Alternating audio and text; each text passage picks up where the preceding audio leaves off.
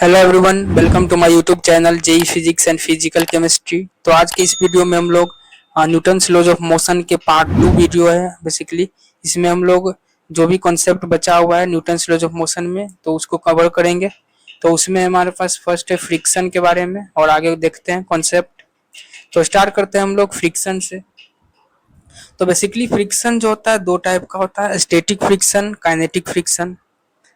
तो static and kinetic में क्या डिफरेंस है? तो देखो, सबसे पहले समझो, फ्रिक्शन जो होता है, फ्रिक्शन मीन्स अपोज मोशन। ये कॉन्सेप्ट गलत है। अपोज रिलेटिव मोशन ये सही है।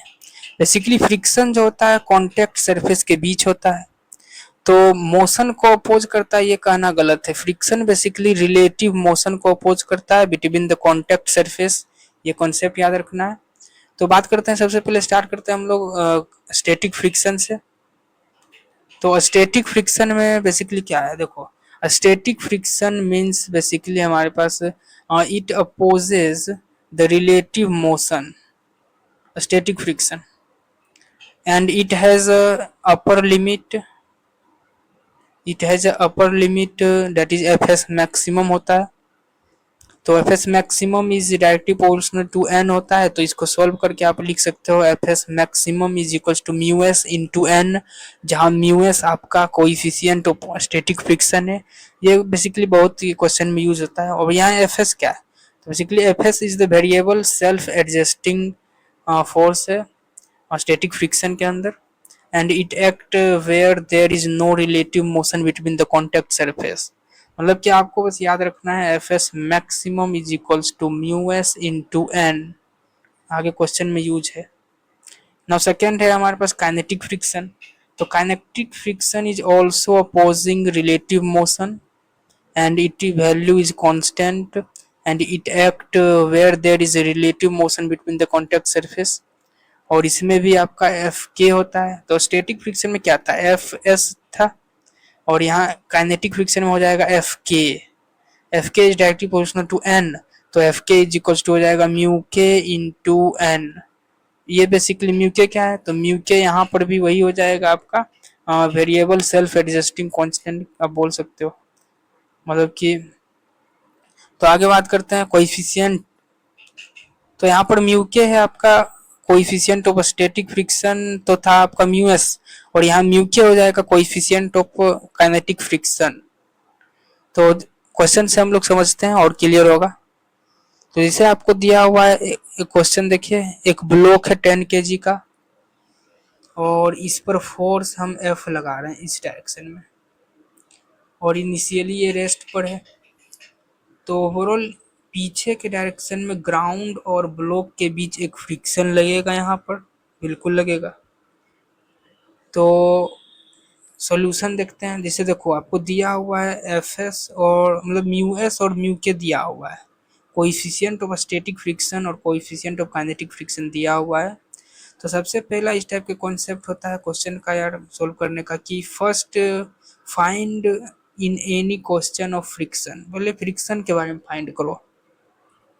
तो सबसे पहले एफ एस मैक्सिमम निकालते हैं, that is mu S into N होता है। तो म्यू एस दिया हुआ 0.4 इंटू एन आपका नॉर्मल फोर्स है जो कि 100 होगा, क्योंकि नॉर्मल ग्राउंड से ऊपर लग रहा है यहाँ पर, जो कि एम जी के बराबर है, that is 10 into G that is 100। तो यहाँ आ गया 40। और सेकेंड एफ के निकालो, date is mu K into N. तो म्यू के 0.3 है इंटू 100 तो 30 आ गया। तो यहाँ से आप क्या समझ रहे हो?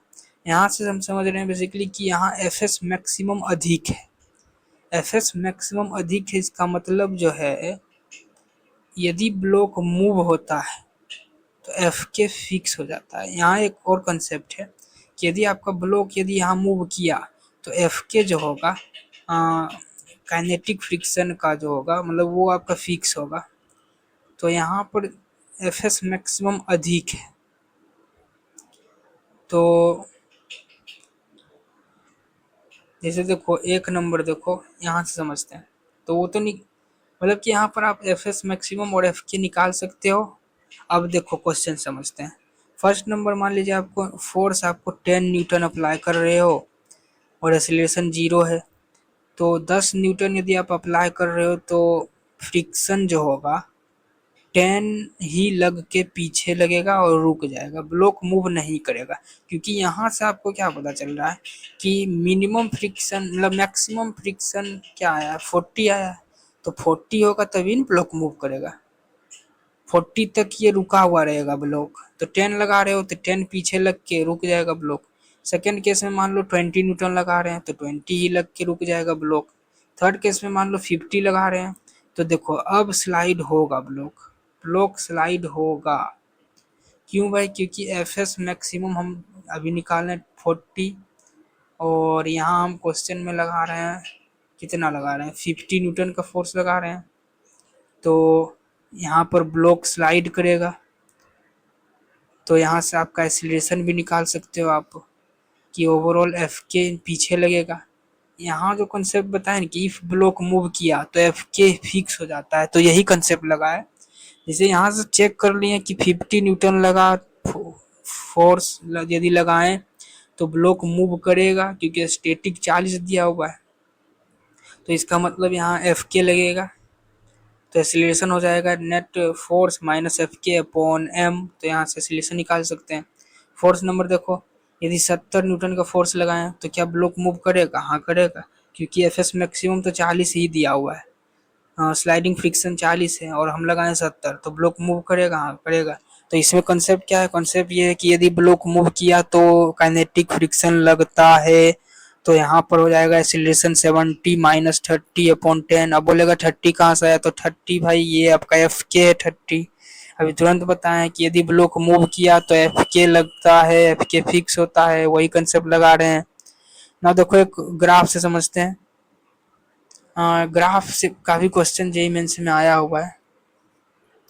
तो फ्रिक्शन का ग्राफ जो है इस प्रकार से होता है कि एफ एस मैक्सिमम आपका यहाँ पर है, यह स्टैटिक फ्रिक्शन है, डायरेक्टली प्रोपोर्शनल होता है, और कुछ नीचे इसे करके, और ये काइनेटिक फ्रिक्शन का ग्राफ। तो दोनों का ये कुछ होता है ग्राफ, और बीच में आपका F dash that is force which is equal to F S maximum. ना आगे हम लोग एक और कॉन्सेप्ट समझते हैं। ये क्वेश्चन जेईई एडवांस में भी आया हुआ है। Find the minimum force required to move the block. एक ब्लॉक दिया हुआ है एम मास का, और म्यू इसका दिया हुआ है कोएफिशिएंट ऑफ फ्रिक्शन। तो बताइए कितना फोर्स मिनिमम लगाएं ताकि ब्लॉक मूव करे।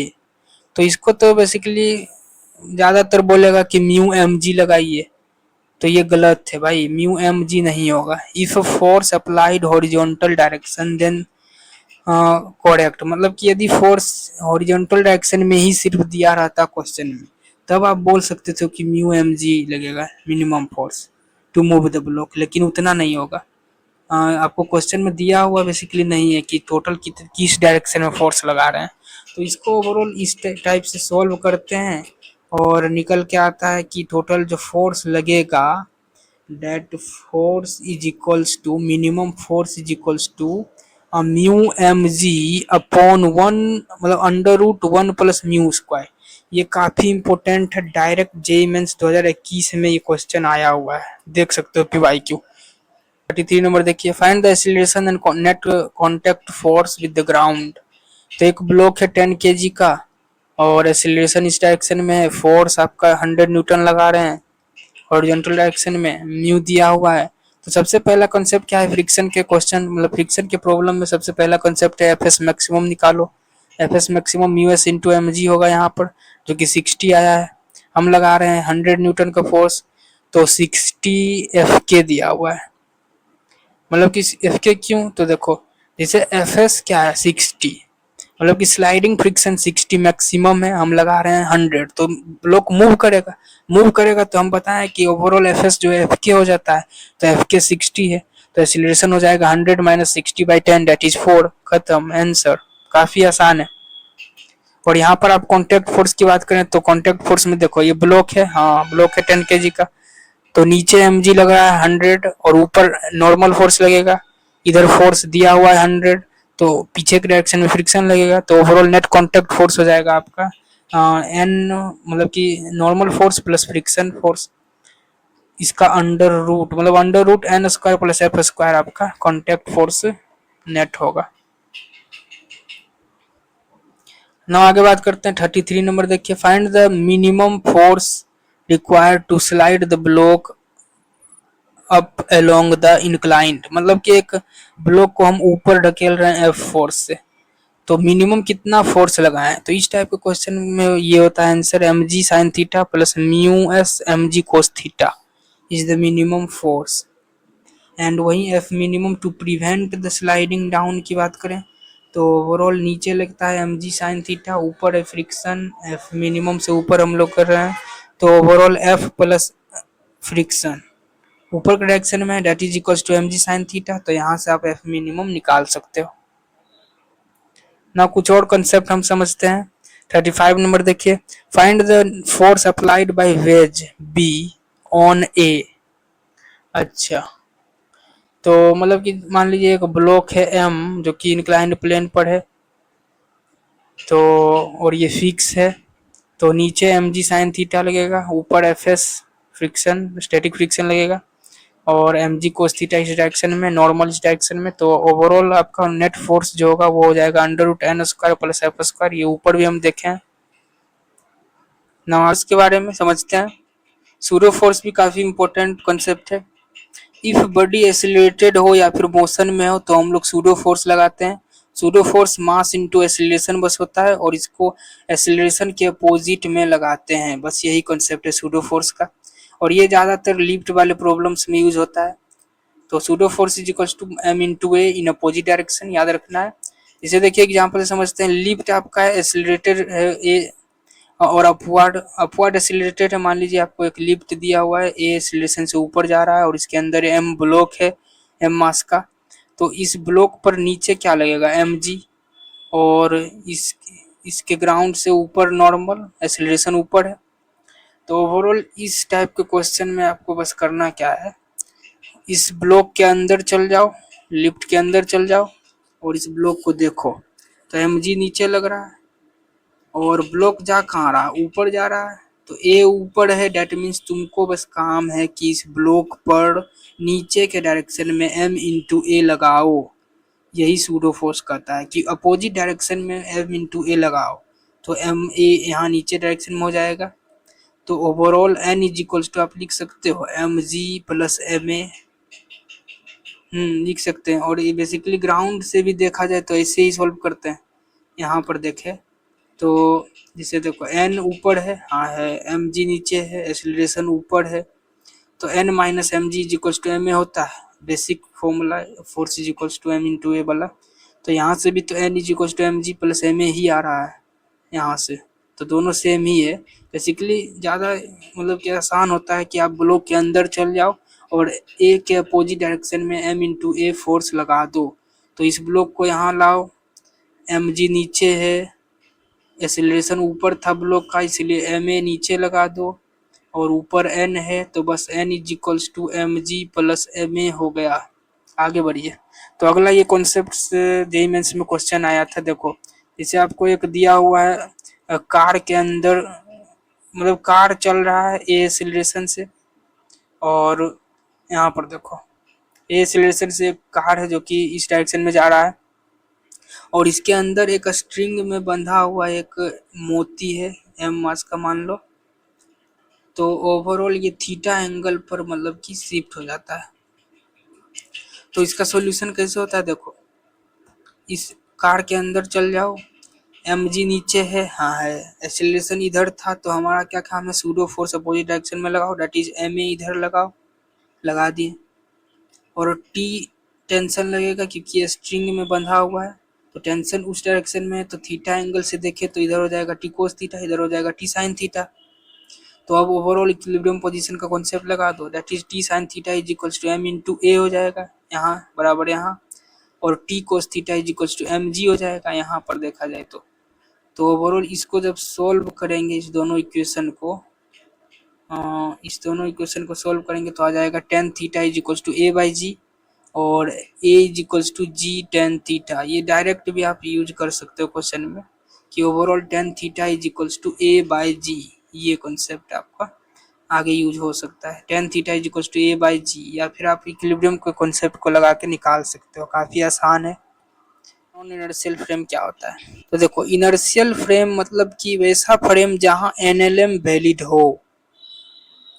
और सेकेंड पॉइंट है कि ऑल अनएसिलेटेड फ्रेम जो भी होता है, जैसे कि रेस्ट में हमेशा ग्राउंड पर से कांस्टेंट वेलोसिटी होगा, एसिलेशन जीरो होगा, मतलब कि अनएसिलेटेड फ्रेम जो होगा वो इनर्शियल फ्रेम में होता है। वैसा फ्रेम जहाँ एनएलएम वैलिड ना हो, मतलब वैलिड हो।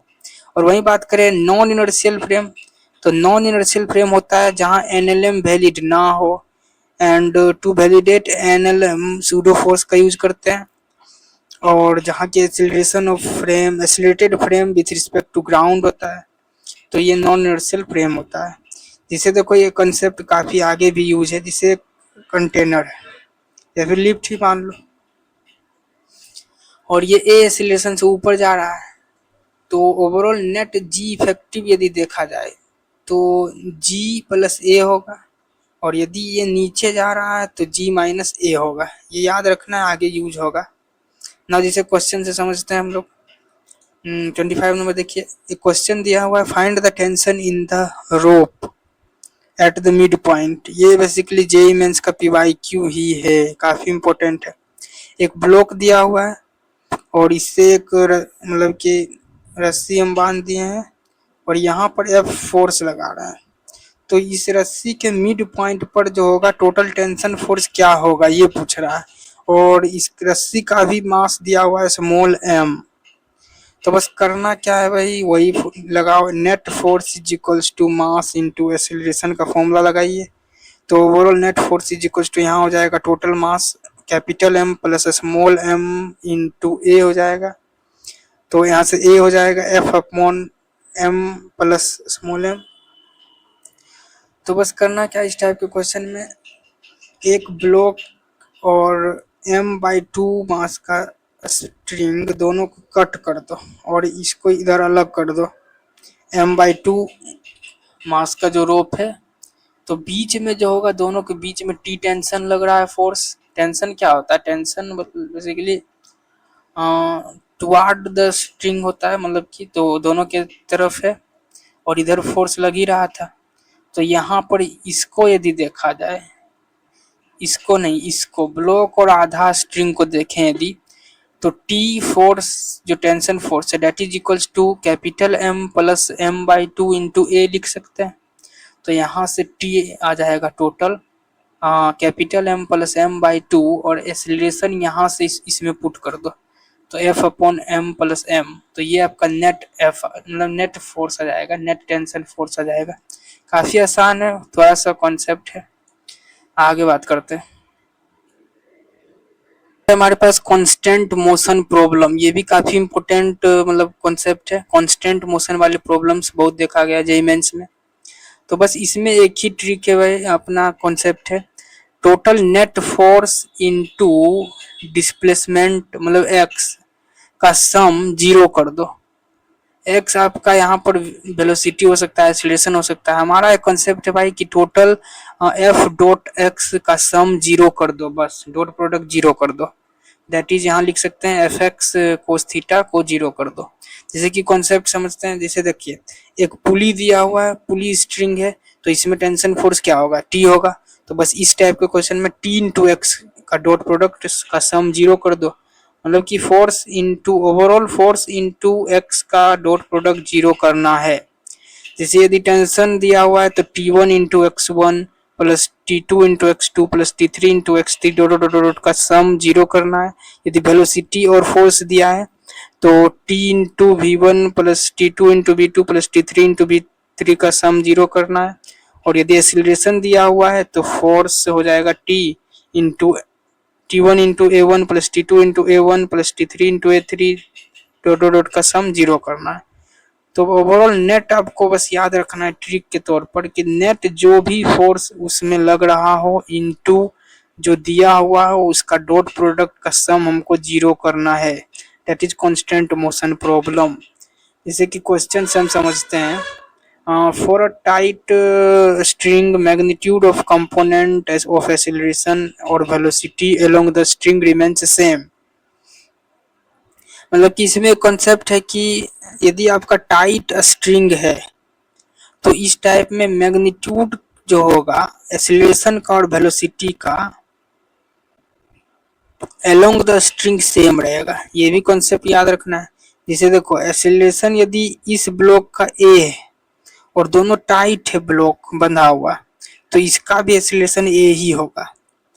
और यदि मान लो यहाँ पर एक M2 है ब्लॉक और पुली है और लटका हुआ M1 है तो ये यदि एक्सीलरेशन 2 से नीचे जा रहा है तो ये भी एक्सीलरेशन 2 से ही नीचे जाएगा क्योंकि ओवरऑल स्ट्रिंग टाइट है। नाउ जिसे क्वेश्चन से समझते हैं, जैसे देखो यहाँ पर देखिए दो पुली है और इसमें M1 मास लटका हुआ है, M2 मास लटका हुआ है और इसका नीचे ए एक्सीलरेशन है 3। तो पूछ रहा है कि इसका एक्सीलरेशन क्या होगा। तो इस टाइप के क्वेश्चन में हम लोग इसका कांस्टेंट मोशन का इस्तेमाल करते हैं। तो यहाँ बस करना कुछ नहीं, टी जो टेंशन है इंटू ए डैश जो निकालना एक्सीलरेशन, तो T into A dash minus 2t into 3, क्योंकि ओवरऑल इसका एक्सीलरेशन नीचे दिया हुआ है तो इसीलिए माइनस लगाए हैं। 2t इंटू 3 का सम ओवरऑल 0 कर दिए, मतलब कि वही है भाई देखो न, मतलब कि t into A dash plus minus 2t into 3 equals to 0 किए हैं तो एक्सीलरेशन 3 आ गया यहाँ पर। वही ऊपर से कंसेप्ट लगाए। अब जैसे मान लो यहाँ पर ये भी जेईई मेंस में आया हुआ क्वेश्चन है, एक ब्लॉक दिया हुआ है यहाँ पर और एक ब्लॉक दिया हुआ है यहाँ पर और इसमें दो पुली लटका हुआ है, इससे लगा हुआ है और इधर 2t होगा। मतलब सबसे पहले ऊपर से चलते हैं तो मान लेते हैं, मतलब इस क्वेश्चन में पूछा जा रहा है कि एक ब्लॉक जो है एक्सीलरेशन 6 से इधर राइट डायरेक्शन में जा रहा है तो बताइए कि ए डैश क्या होगा, मतलब सेकेंड ब्लॉक जो होगा उसका एक्सीलरेशन क्या होगा। तो मान लो यहाँ पर टी लग रहा है इस डायरेक्शन में तो यहाँ पर 2t लगेगा, यहाँ पर 2t लगेगा, यहाँ पर 2t लगेगा। तो बस नेट फोर्स इनटू जो दिया हुआ है एक्सीलरेशन का सम 0 करना है तो 4t होगा। देखो तो 2 2 4 तो plus 4t into A dash और इधर माइनस डायरेक्शन में होगा minus 3t 2t plus t 3t into 6 का सम 0 कर दिए यहाँ पर तो ए डैश आ गया आपका 18/4 आंसर। काफ़ी आसान है।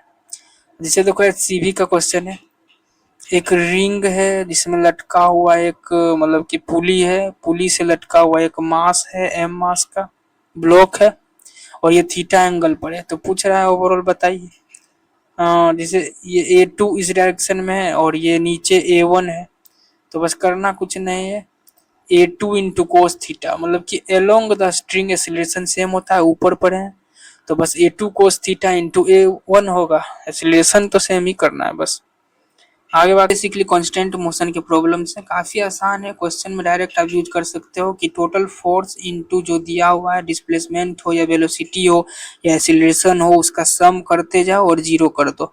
और एक कॉन्सेप्ट दूसरा याद रखना है कि एलोंग द स्ट्रिंग, यदि स्ट्रिंग टाइट है तो मतलब कि फोर्स इनटू मतलब कि स्ट्रिंग के डायरेक्शन में जो एक्सीलरेशन टोटल होगा और वही सेकेंड ब्लॉक के एक्सीलरेशन के बराबर होगा। तो ये याद रखना है आपको।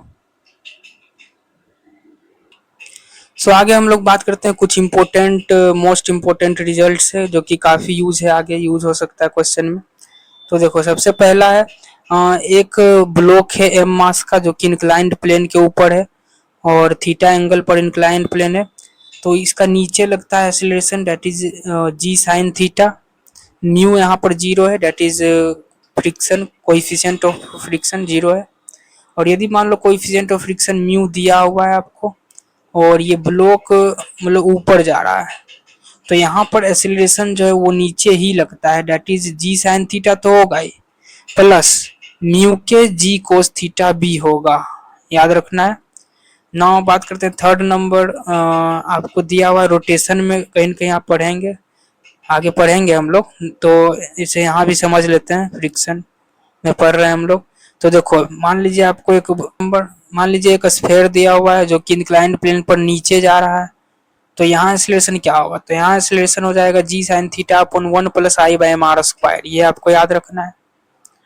और फोर्थ नंबर बात करते हैं, तो यदि ब्लॉक दिया हुआ है और म्यू 0 है तो ओवरऑल नीचे हो जाएगा आपका एक्सीलरेशन जी साइन थीटा।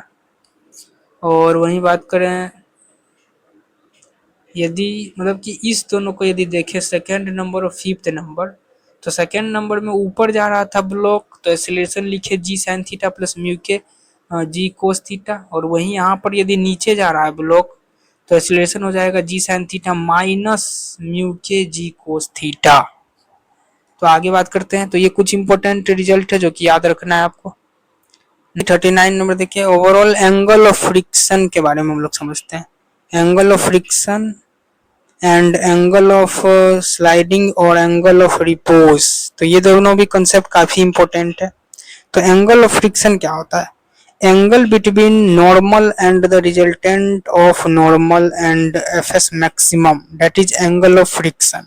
मतलब कि जैसे एक ब्लॉक दिया हुआ है आपको, रखा हुआ है, और इधर आप फोर्स लगा रहे हो एफ, नॉर्मल फोर्स ग्राउंड से ऊपर की डायरेक्शन में, और इधर आपको लेफ्ट डायरेक्शन में मतलब फ्रिक्शन है, स्टैटिक फ्रिक्शन मैक्सिमम। तो नेट जो इसका रिजल्टेंट होता है वही होता है एंगल ऑफ फ्रिक्शन। तो ओवरऑल एंगल ऑफ फ्रिक्शन में यहाँ हो जाएगा tan theta is equals to F S maximum upon N. तो इसको सोल्व करते हैं तो ओवरऑल आता है theta is equals to tan inverse of mu S. बस आपको यही याद रखना है, एंगल ऑफ फ्रिक्शन मतलब थीटा इज इक्वल्स टू हो जाएगा ten inverse of mu S, ये याद रखना है, क्वेश्चन में डायरेक्ट यूज होता है। अब 14 नंबर देखिए, जैसे एंगल ऑफ स्लाइडिंग या फिर एंगल ऑफ रिपोज करके भी क्वेश्चन आता है। तो ये क्या है एंगल ऑफ रिपोज, ये बेसिकली है कि when block just about to slide down, कोई ब्लॉक है और वो जस्ट गिरने वाला है, slide down, that is the angle of repose. मतलब जिस एंगल पर ब्लॉक जस्ट गिरने वाला है that is angle of sliding या फिर एंगल ऑफ रिपोज होता है। और इसको सोल्व करने पर भी बेसिकली वही सेम आता है रिजल्ट, थीटा एस से इसको डिनोट करते हैं, that is angle of sliding is equal to tan inverse of mu S. मतलब कि यहाँ से देख सकते हो कि एंगल ऑफ फ्रिक्शन और एंगल ऑफ स्लाइडिंग या एंगल ऑफ रिपोज सेम ही होता है, theta is equal to tan inverse of mu S. ये आपको याद रखना है, डायरेक्ट क्वेश्चन में यूज है इसका। तो यहाँ पर न्यूटन लॉज ऑफ मोशन के 100% सारे कॉन्सेप्ट एंड फॉर्मूला कवर होते हैं। और मिलते हैं हम लोग नेक्स्ट लेक्चर में किसी और नेक्स्ट चैप्टर के साथ। तो आज के लिए इतना ही, थैंक्स एवरीवन।